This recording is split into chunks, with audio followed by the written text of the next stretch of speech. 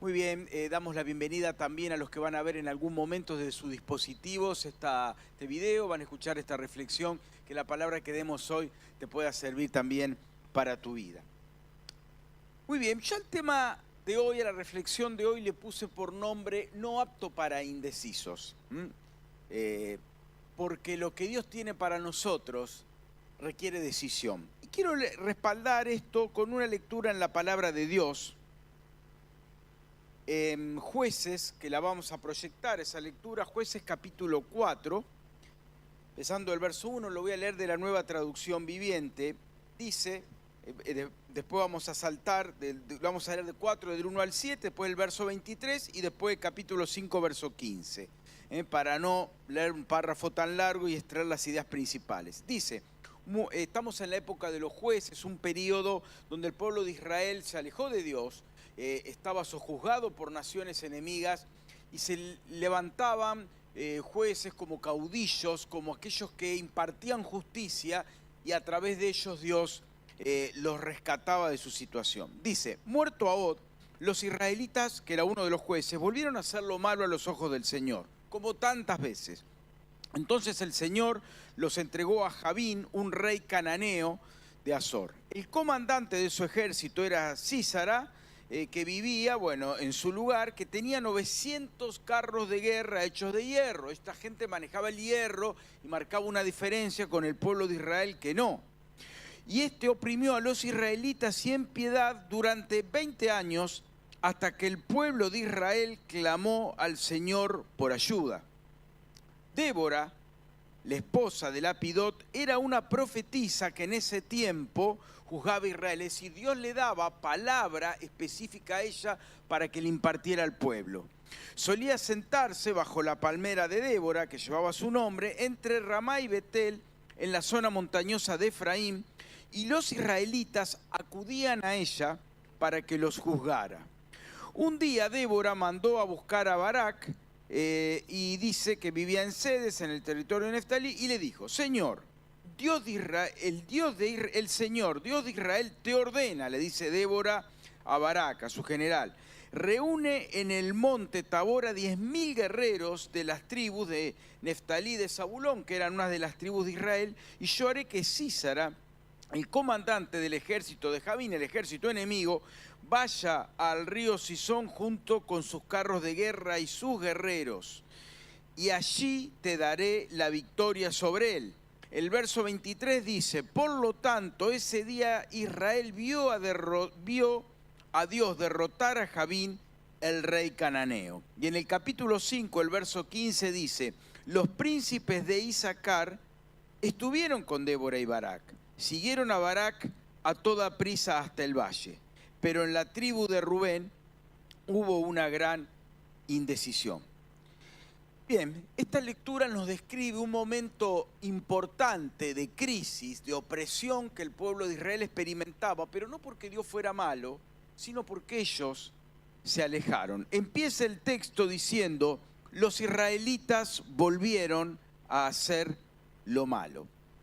Israel se caracterizó por ser un pueblo indeciso.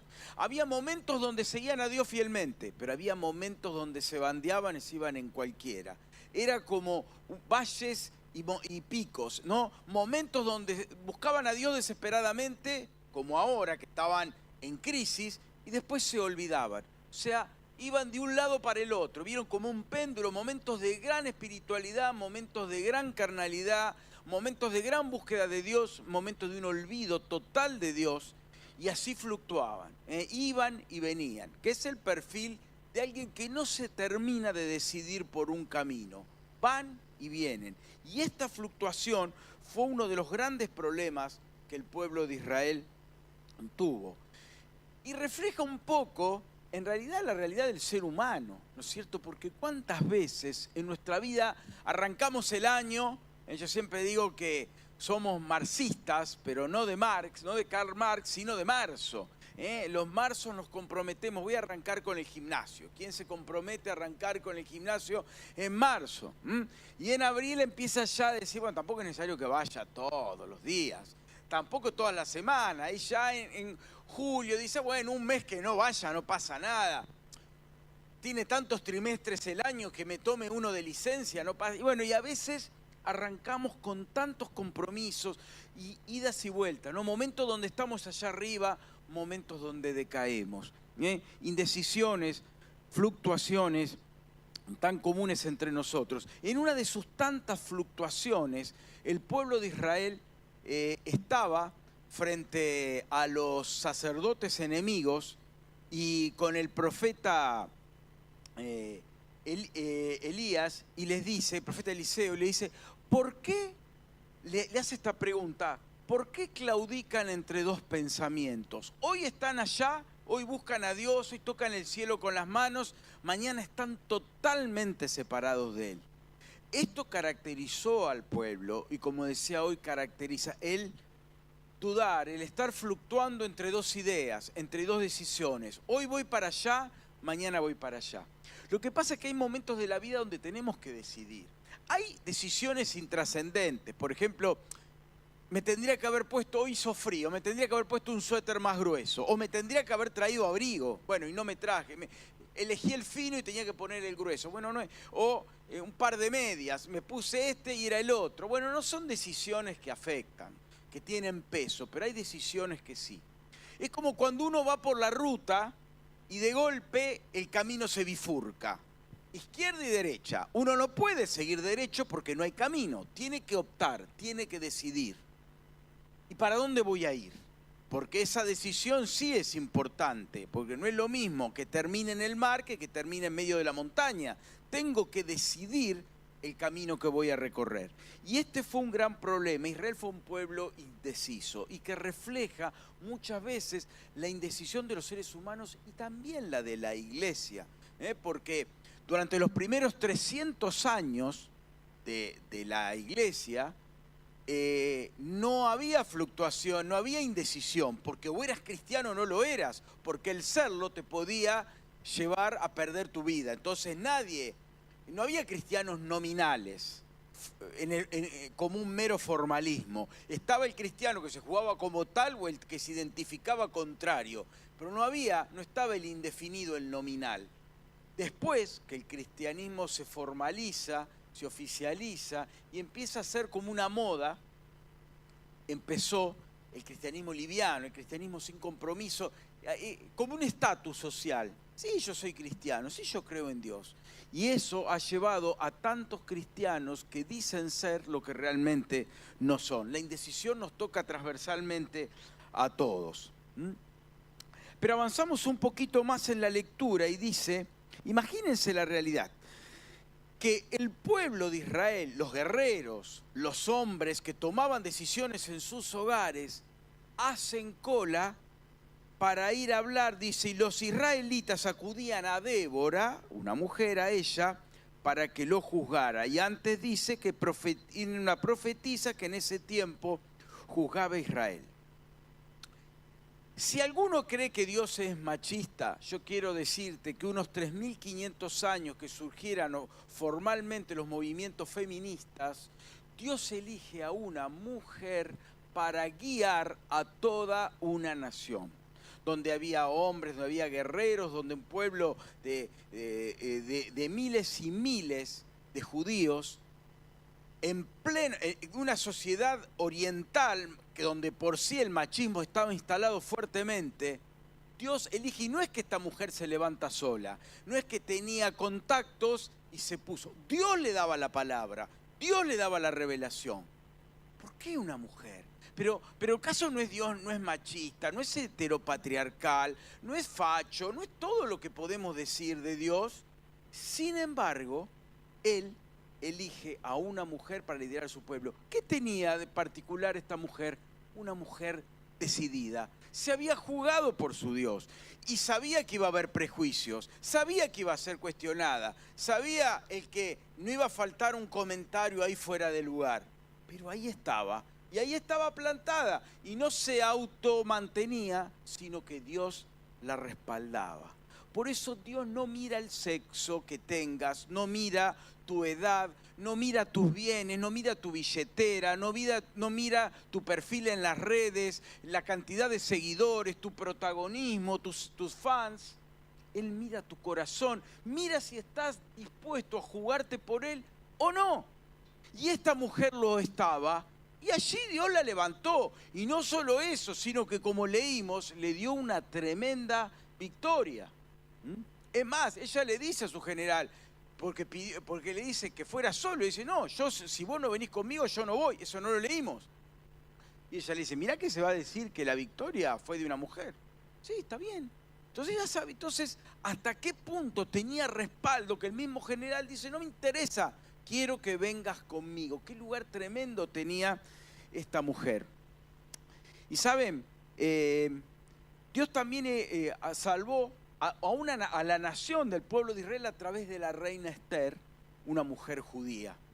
También saben que una mujer de otra nacionalidad moabita, que ni siquiera que era en realidad una nación enemiga del pueblo de Israel, Ruth, por su fidelidad y porque ella decide seguir a Dios a pesar de todo lo que dijeran de ella, termina siendo la bisabuela del rey David y termina entrando en la genealogía de Jesús. Una mujer. ¿Qué peso Dios le ha dado en la historia? Es más, ¿a quién se le notifica? ¿Quién es la primera persona en enterarse de la resurrección de Cristo? El apóstol Pedro. No. El apóstol Juan.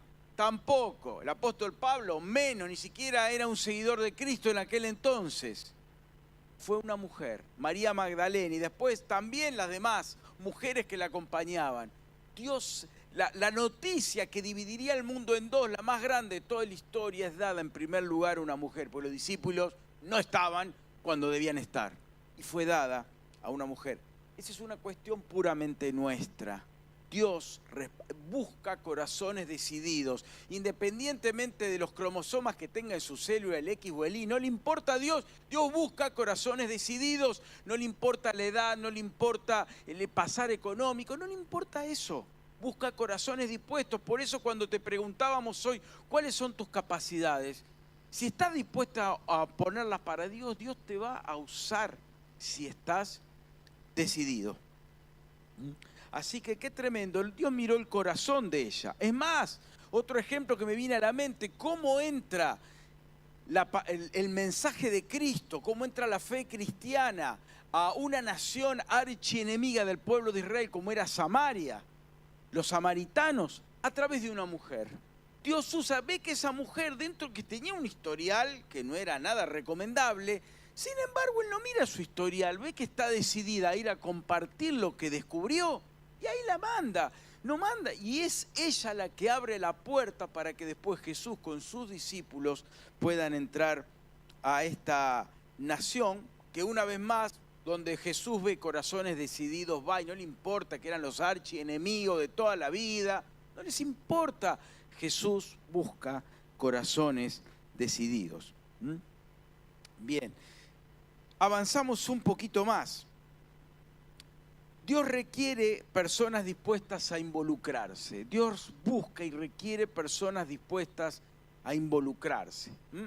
Hoy día está mucho el observador de tribuna, ¿no? Como podemos ser cristianos, como yo decía antes, sin involucrarnos. Yo creo en Dios, ya está. Y me preguntan, es más, si nosotros nos paramos en la esquina y empezamos a preguntarle a personas si se consideran cristianas, van a decir que sí. Ahora, cuando le preguntamos qué está haciendo para compartir de esa fe y para impactar el mundo con el mensaje de Jesús, se va a quedar pensando, porque no va a saber qué contestar. Porque para muchos la fe cristiana es como decir, soy argentino, aunque no me interesa, aunque no sé nada de mi país, pero soy argentino, o como puedo decir otras tantas cosas que no tengo la idea, o como te preguntan, como me pasa a mí, me preguntan, y yo digo, como hay que decir un cuadro de fútbol, porque si no decís que no sos de un cuadro de fútbol, parecés como extraterrestre, entonces tenés que decirlo, pero después no tenés ni idea de qué hace tu equipo. Pero lo decís, bueno, para algunos el cristianismo es algo así, algo hay que decir, entonces digo que soy cristiano, pero no me involucro, no lo vivo, lo miro desde la tribuna. Y existe el cristianismo de tribuna. No debería, pero existe.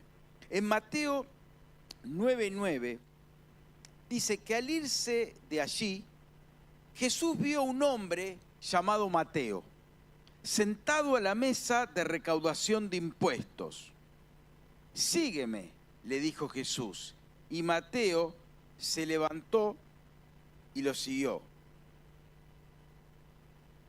Sígueme, le dijo Jesús. ¿Qué era esto de cobradores de impuestos? ¿No? Parece el AFIP, ¿no? Era algo así. Y ahí estaba Mateo. ¿Por qué? Porque él era un judío que cobraba impuestos para Roma. Roma tenía este mecanismo para extraer el dinero. En lugar de mandar a un soldado romano armado y generar un caos, ponía a uno de los propios compatriotas judíos a que se quedaba con un margen, le daba buena ganancia y oprimía a sus hermanos sacándole el dinero. Era gente muy mal vista. Eran considerados traidores. Por ejemplo, en la película, si alguno pudo ver la serie Chosen, Los Elegidos, ahí muestra el rechazo natural que un judío tenía hacia un publicano, o así se los llamaba, los cobradores de impuestos, porque eran considerados traidores, jugaban para el equipo contrario, para el equipo dominante, entonces eran considerados traidores, eran muy mal vistos. Y Jesús los llama, ¿no? Uno dice, ¿cómo puede ser que Jesús se le ocurra llamar a una persona de este tipo? No va a generar conflicto, la gente lo va a mirar mal a Jesús, porque ¿cómo le vas a decir a una persona así? Lo lógico hubiera sido a uno de los que eran bien patriotas y no a una especie de traidor como era. Pero Jesús le pregunta si estaba dispuesto a seguirlo y finalmente dice que sí y lo sigue. Y lo sigue porque está dispuesto. Después, ¿cómo iba a Jesús a hacer que el grupo de los demás discípulos lo aceptaran? En un tema de Jesús?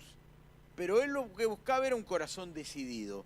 Aunque este corazón decidido fuera el de un traidor, el de un vendepatria, de un publicano, alguien que lucraba a expensa de sacarle a sus propios compatriotas. Obviamente, la cabeza, la mente de Mateo fue cambiando y él entendió que ya no iba a sacarle más plata a nadie, sino que ahora iba a dar, iba a compartir lo más valioso que tenía, que no era el dinero que había hecho, sino la salvación en Cristo Jesús. Y Dios llama a muchos de esta manera, ¿no? Dios llamó, por ejemplo, a Abraham. Abraham era un hombre que tenía grande, ya tenía sus 70 y avanzados, y estaba bien, ya estaba bien en la vida, ya tenía su lugar, ya tenía su pasar. Dios lo llama y le dice que va a ir a un lugar que ni siquiera le dice cuál es, que se va a ir enterando en el andar, ¿eh? El camino se hace al andar, como dice la canción, y Abraham lo escuchó y se levantó. E hizo una nación tremenda de parte de él. Tuvo la opción, por supuesto, de decir, no, gracias, mira, yo ya estoy grande, estoy bien. Decirle a la gente joven, yo estoy bien como estoy. Pero optó por oír, por levantarse y escuchar. El rey David decidió escuchar el llamado de Dios. Estaba viviendo una vida tranquila, no le sobraba nada, pero vivía tranquilo. Y el llamado de Dios le generó muchos conflictos, pero aceptó. Y Dios lo respaldó. Daniel, tantos nombres para dar, ¿no? Los mismos apóstoles, que algunos ya estaban en su vida armada, sin embargo, cuando Dios los llama, deciden levantarse. Yo quiero decirte que Dios también nos llama a cada uno de nosotros y quiere que sus hijos, no algunos pocos privilegiados, que no es esa la palabra, porque Dios no tiene favoritos, como dice la canción, Él busca íntimos, dice una canción de Marcos Brunet, Él busca seguidores fieles, personas que están dispuestas a decidir por Cristo. Y lamentablemente, cuando encuentra indecisos, sigue caminando. No porque Jesús no ame a la persona indecisa, sino porque no sirve para la misión. Porque alguien que está ahí, a lo mejor, quizás, tal vez, el famoso sí, pero no, bueno, me gustaría, pero... quisiera, pero, ¿sabés qué me interesa? Pero, está muy bueno lo que me decís, pero, entonces, ahí empieza. Esas personas no son aptas para cumplir la misión que Dios tiene delante. Pero Dios no descarta a nadie, nos tiene a todos en la lista. todos estamos en la lista de aquellos que pueden pelear la buena batalla de la fe. El tema es que Dios llama a todos, pero no todos responden. Mateo le dijo que sí, pero no todos le dijeron. Dios irrumpe para cambiar y transformar las vidas. No todos están dispuestos a oír ese llamado. A alguien que me viene a la mente ahora que le cambió radicalmente la vida fue a María, la quien fuera madre de Jesús. Imagínense en un adolescente que está viviendo una vida normal, como vivía cualquier adolescente del momento, estaba comprometida con quien iba a ser su esposo, José, y de golpe cambia su vida. Un embarazo que no era de José, que de quién iba a ser, y un conflicto, pero cambia su vida, nunca vuelve a ser la misma. Pero una persona que le contesta, sí Señor, que sea hecha, aquí está tu sierva, que sea hecha tu voluntad. Por eso no es que María era una especie de ente, ¿cómo se llamaría? Suprahumano, que estaba por encima de los seres humanos. No era un semidios. Lo que pasa es que era un corazón dispuesto, que cuando Dios le dice, mira, esto que te encargo va a cambiar tu vida radicalmente y vas a dejar de ser esa adolescente tranquila para tener muchos problemas en tu vida, pero lo que se viene va a ser grande. Sí, Señor, lo tomo, me decido por vos, no fluctúa, no duda. Pregunta cómo va a ser, porque en su mente adolescente no entiende. Cuando Dios le contesta, le dice, lo tomo, voy por eso. Y por eso fue la persona que fue. Y Dios necesitaba mujeres así para tener al Salvador del mundo. No podía ser alguien que le diga, y no sé, lo voy a pensar.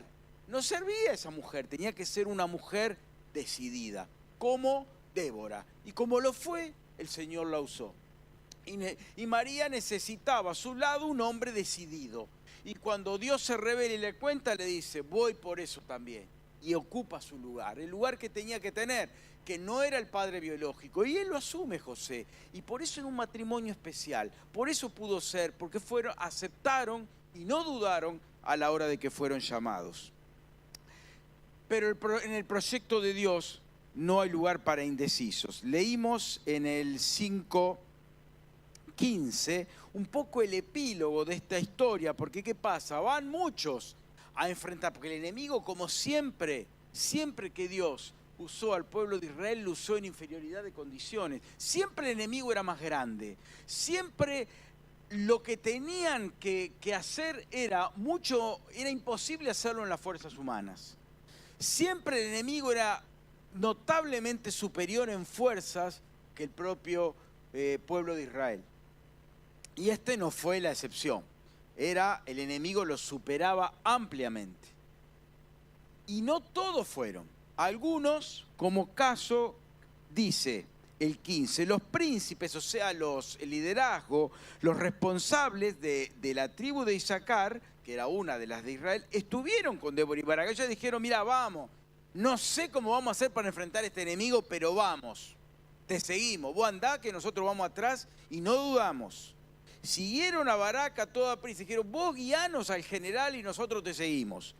Pero, y ahí viene el pero en la tribu de Rubén hubo una gran indecisión. Indecisión, no dijeron que no, pero tampoco dijeron que sí.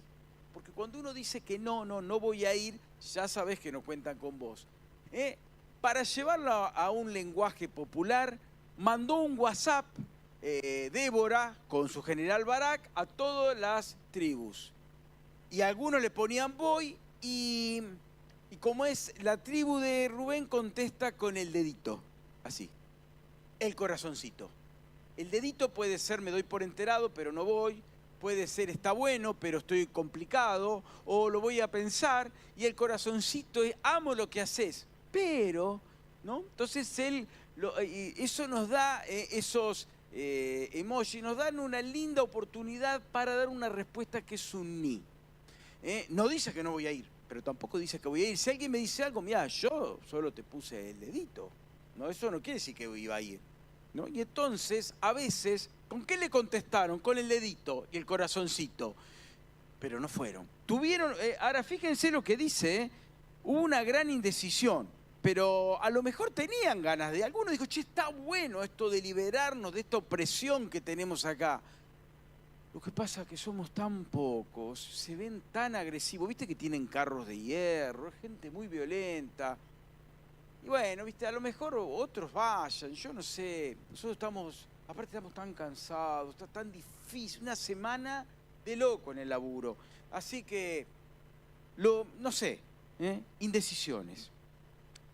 ¿Saben? Así como nombramos a Mateo, que respondió diciendo voy, a pesar de que no era nada bien visto, había alguien, y tal vez por eso no le costó tanto, había alguien que era muy bien visto, era un rabino, un referente muy seguido por los religiosos judíos, que era un maestro de la palabra y que se llamaba Nicodemo. Nicodemo, nos dice la Biblia, que fue a visitar a Jesús de noche. Ahora, no es que fue de noche porque se le hizo tarde o porque oscurecía temprano y o no le arrancó la mula y llegó tarde. Lo que pasa es que la noche te protege de ser visto. Él era una persona muy popular, que tenía un perfil. Era muy seguido, era muy respetado, era muy honrado, siempre y cuando hiciera lo que se esperaba que hiciera. Jesús ya era muy impopular, muy impopular. Claro, y mostrarse a la luz del día con Jesús te bajaba el nivel de prestigio. Era un hombre que por ahí entendía que Dios, que Jesús era diferente, que no era como los charlatanes que se habían levantado, que querían tener seguidores, que querían tener fama, que querían poder. Este era auténtico. Lo que él decía y mostraba era de verdad. No era como los verseros que había tantos que se autoproclamaban los Mesías. Este no solo que hablaba de que lo era, sino que hacía las señales y con sus hechos demostraba quién era. Pero claro, mostrarse no era una selfie con Jesús, no le convenía. Esto se va de noche cuando nadie lo ve. Y Jesús le habla. Y no es que le dice, no, vení de día. No, lo escucha, le habla al corazón, le da un ejemplo que tenía que nacer como niño, que no servía venir con una estructura preformada, que debía empezar de cero en la fe en Cristo.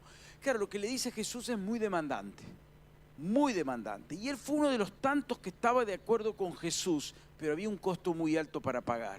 Entonces, se queda. Mirá, Jesús eso también lo muestra esta serie, Los Elegidos lo muestra, da una buena idea, ¿no? No es que haya sido exactamente así, pero muestra cómo él los ve a los discípulos y quisiera seguirlos.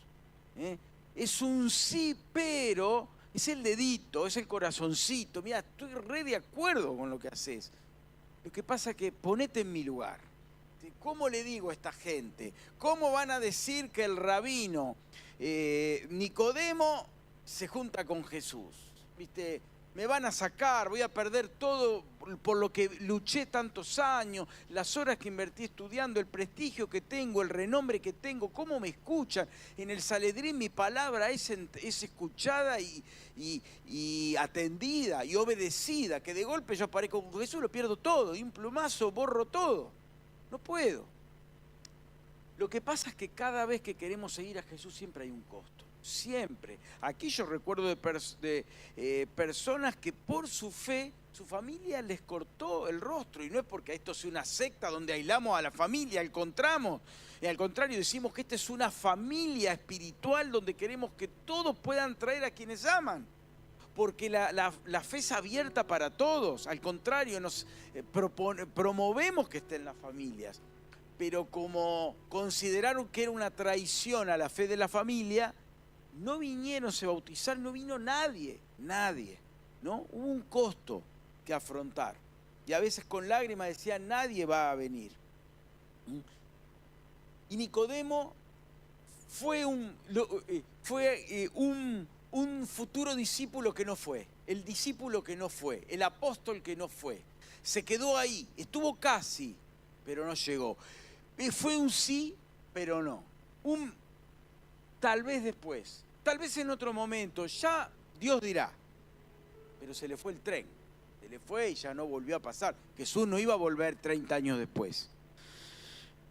Saben que también hay un relato en la Biblia había una nación, estaba el sobrino de Abraham, Lot, se había ido metiendo en una ciudad que era tremendamente corrupta. Imagínense algo corrupto, bueno, esto es peor, se llamaba Sodoma, hasta que es un poco como un referente de lo que es lo malo, se lo nombra así a veces, de lo que es la inmoralidad, la corrupción, la deformación, a toda forma de valor humano, y Dios iba a castigar esa ciudad. Entonces manda a Abraham, Dios va a Abraham para sacarlo a Lot con su familia de ese entorno tan nefasto y que iba a recibir un tremendo castigo de Dios. Y va él con su familia, entre ellas está la esposa. Y la esposa de lo que también es un emblema de lo que no hay que hacer. Cuando van saliendo de Sodoma, ella mira para atrás. Pero no es que mira para atrás porque era curiosa, porque no es que escuchó un ruido o alguien que la llamó y se dio vuelta a ver qué pasaba. Miró como añorando lo que dejaba. Por un lado sabía que necesitaba algo nuevo, pero por el otro lado, y se convierte en una estatua, ¿no? Queda como paralizada mirando para atrás, como un ejemplo de los que no quieren dar el paso, no quieren asumir el costo. Está bueno lo de adelante, pero lo de atrás también me gusta. Es cierto que necesito un cambio, pero esto es tan lindo. Es cierto que yo debería dejarlo a esto, pero también me gusta. Es cierto que lo que Dios promete es bueno y que yo necesito un cambio. Es cierto que debo dejar mi adicción, pero me gusta. Es cierto que debo dejar la inmoralidad, pero esto me gusta. Es cierto que debo dejar de enriquecerme ilícitamente, pero es tan lindo tener plata. Y ahí estoy, en ese tira y afloje en el que quizás me gustaría, pero, ¿no? Cuando viene la coma y el pero nos está indicando indecisión. La coma seguida de pero indica indecisión. Y esta mujer se perdió la bendición de lo que Dios tenía por delante. El primer rey que tuvo el pueblo de Israel, Saúl, fue un hombre que peleó batallas para Dios, pero luchó siempre con la indecisión entre obedecer a agradar a Dios o agradar a la gente. Y en los momentos claves optó por agradar a la gente, porque no quería perder el prestigio. Y Dios le da un mandato, pero como los demás le dijeron otra cosa, y bueno, obedezco un poquito a Dios y un poquito al otro. Pero no se puede, de la misma manera que cuando hay una bifurcación en el camino, no puedo decir, voy un poco a la derecha y voy un poco a la izquierda. No me puedo partir al medio y que mi hemisferio izquierdo vaya para la izquierda y mi hemisferio derecho a la derecha. No podemos. Somos una unidad, tenemos que tomar una decisión y en la bifurcación hay que elegir. Yo por eso uso siempre el GPS, Google Maps, porque siempre que elegimos el camino es el equivocado, ¿no? Cuando hay una bifurcación en el camino, tenemos esa habilidad para tomar los caminos equivocados. Tratamos de que en la fe no nos pase lo mismo, por eso nos ceñimos a la palabra para tomar las decisiones correctas. Pero en el camino de Dios no hay lugar para indecisos. Saúl fue un indeciso y fue reemplazado por un rey según el corazón de Dios. Un muchacho joven se le presenta a Jesús y le dice como que, Señor, yo quiero seguirte, acá estoy, yo lo voy a dar todo, sáquenme la foto, esta es la foto de un seguidor de Jesús, quiere la foto. Pero Jesús le dice, bueno, sabiendo dónde estaba arraigado su corazón, le dice, bueno, dale, da todo tu dinero a los pobres y seguime. ¿Cómo que dame tu dinero a los pobres? Tenía mucha plata. No es que Jesús quiere que seamos parias y demos todo. Lo que pasa es que le tocó el punto débil. Jesús sabía que ese hombre quería darlo todo menos que le tocaran su fortuna. Ahí sí, tenía un problema en sus codos reforzados.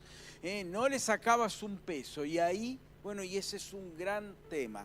Y tenía que elegir entre su fortuna, seguir agrandando su fortuna o invertir en la fe. Y eligió.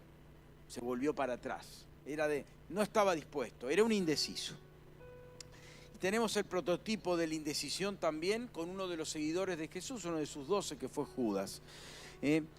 Judas también le interesaba lo material, él tenía el tesoro, pero también él por ahí esperaba como Mesías a alguien distinto. Y Jesús no le cerraba del todo.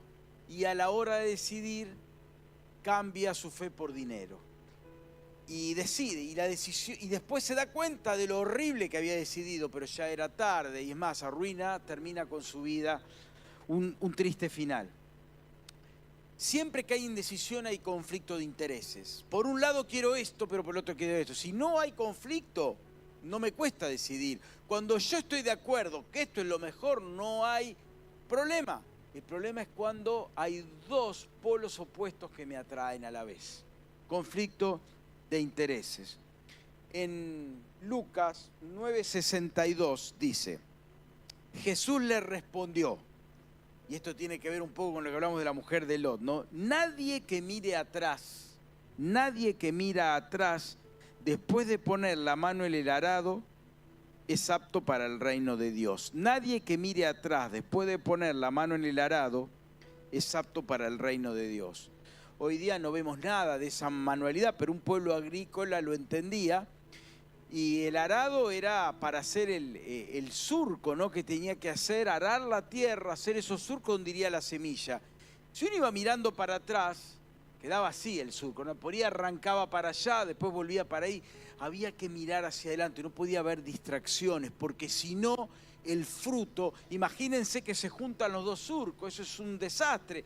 Las plantas se chocan entre sí, debía hacerse debidamente. Si querías ver fruto, si querías ver resultados, tenías que mirar hacia adelante. Bueno, con la fe pasa lo mismo. Nadie que mire atrás después de poner la mano en el arado, porque no sirve sin tu fe, si en tu vida estás mirando para atrás cuando debes mirar para adelante, también no vas a ver el fruto y el resultado que anhelabas ver.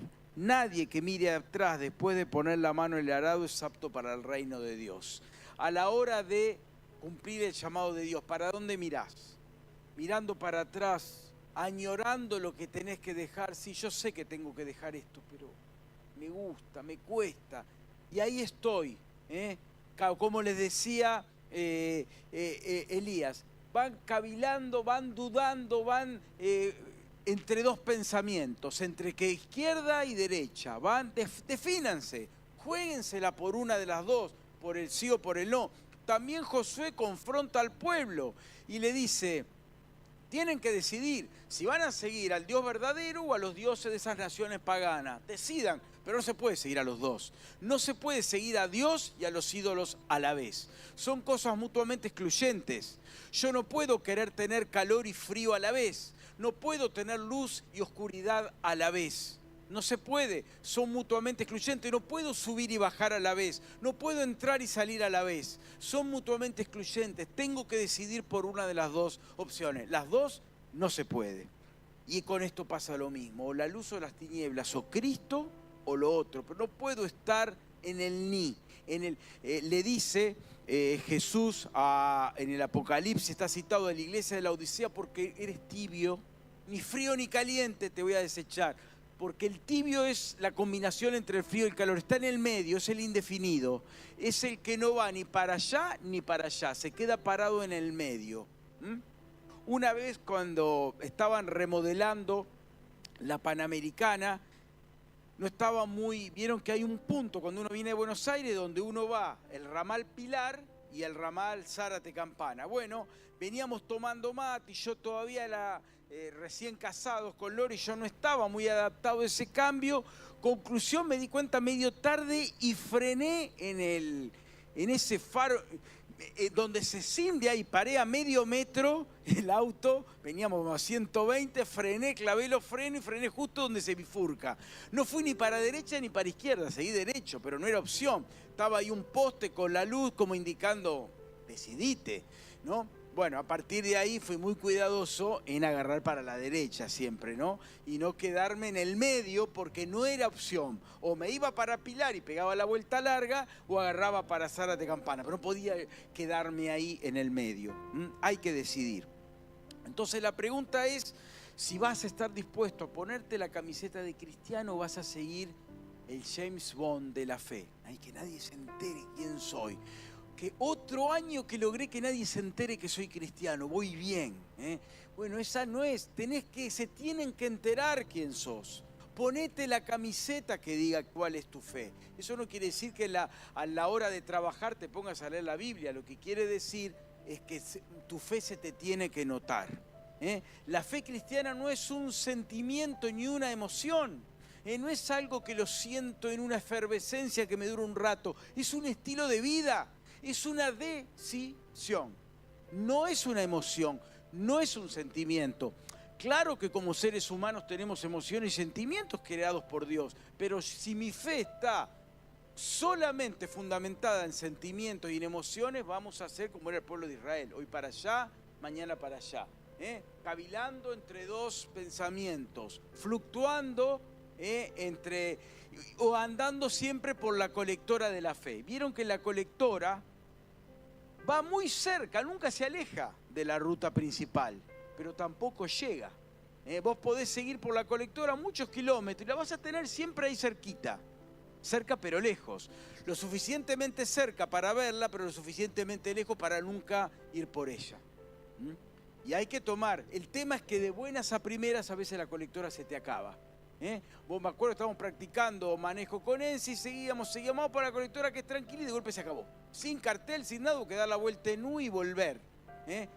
Y a veces la colectora en la vida se te termina. Y si no venís por el camino principal, que es la fe, no hay opción. Y quiero cerrar esta reflexión con el Salmo 119, verso 30, de la Nueva Traducción Viviente. Salmo 19, verso 30, dice: he optado por ser fiel. He optado. Optar es cuando hay más de una opción. Nadie opta cuando solo hay una única opción. Entre varias, o al menos dos, tengo que elegir una. He optado, ¿por qué? Por ser fiel. Estoy decidido, tomé una decisión a vivir de acuerdo con tus ordenanzas. O sea, tener 1, 5, 10 Biblias en casa no quiere decir que yo haya optado por ser fiel. Venir los domingos a horario, llegar a horario ya es mucho, pero no suficiente. No define que estés decidido a vivir de acuerdo con los mandatos de Dios. Por eso la fe no es una emoción, no es lo que pinta, no es lo que me gusta, no es lo que se estila, lo que cae bien. Es una decisión a vivir de acuerdo a Jesús como un estilo de vida. 24/7 es decidir a ser un discípulo de Jesús donde reproduzco a Jesús en mí con todas las limitaciones humanas, pero donde busco reproducir el modelo de Jesús en mi vida. Y no puedo dejar irme sin hacerte la pregunta: ¿de qué lado estás? ¿Del lado de Mateo, que aunque quizás no era muy bien visto, se la jugó y dijo voy? Del lado de los de Isaacar, que dijo te seguimos, vos andá, le dije a Barak, vos andá, el general del ejército, nosotros te seguimos. No nos importa tanto a dónde vas a ir. Vos mirá para atrás y nosotros vamos a estar atrás tuyo. O la otra opción, los de Rubén. Tenían lindas ideas, buenos proyectos, una linda conducta, pero a la hora de decidirse optaron por quedarse en casa.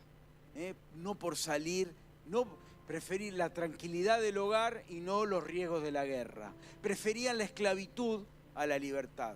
Y cuando no te decidís por Cristo, por default decidís la esclavitud. Porque si la Biblia dice que si el Hijo los liberta, Jesús dijo, si yo los libro, ustedes van a ser verdaderamente libres, quiere decir que si no los libra, seguimos siendo verdaderamente esclavos, ¿no? Si no soy libre, porque soy esclavo. No se puede ser libre y esclavo a la vez. Son también mutuamente excluyentes. La pregunta es, ¿de qué lado estás? ¿De los decididos o de los que dudan? ¿De los que, como dice acá, tuvieron gran indecisión o se jugaron por Cristo? Porque los grandes logros en la fe a lo largo de la historia bíblica y de la extrabíblica, ha sido por personas que se jugaron, por personas que no le creyeron a la evidencia, sino que le creyeron a Dios. Todos tenemos momentos de duda, empezando por quien les habla, todos tenemos momentos donde yo miro atrás y digo, debí haber hecho y no lo hice, debí haber tomado una decisión, tomé la equivocada, sí, pero bueno, Dios nos permite, mientras tenemos vida, empezar a tomar las decisiones correctas. ¿Vas a esperar que se te pase la vida, que sigan pasando los trenes? El que viene, el que viene, ¿viste? El que espera, a ver, que venga uno vacío, y de golpe el que pasó medio lleno era el último. ¿Y qué es preferible, viajar medio incómodo o no viajar nunca? Bueno, a veces estás esperando que llegue el tren que te quede cómodo de la fe y ese tren ya no llega. Es tiempo ahora. La fe es para los que se deciden. No es apta para indecisos. No es apta para indecisos. Nadie que mire atrás de poner la mano en el arado, después de poner la mano en el arado, es apto para el reino de Dios. He optado por ser fiel. Estoy decidido a vivir de acuerdo con tus ordenanzas. ¿De qué lado estás? ¿Cuál es tu decisión? ¿Cómo vas a seguir tu vida? Más o menos así, la vamos llevando. ¿O te vas a jugar por Cristo?